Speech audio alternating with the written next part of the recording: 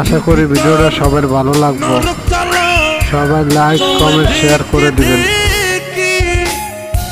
বেঁচে আছি জিন্দা হমারা আর কি আছে বাকি।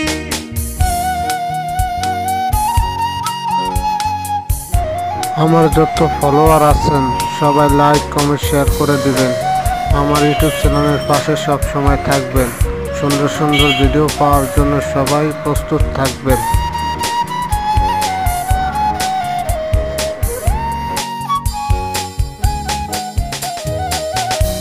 এত জল সইব কেমনে ও গো জানু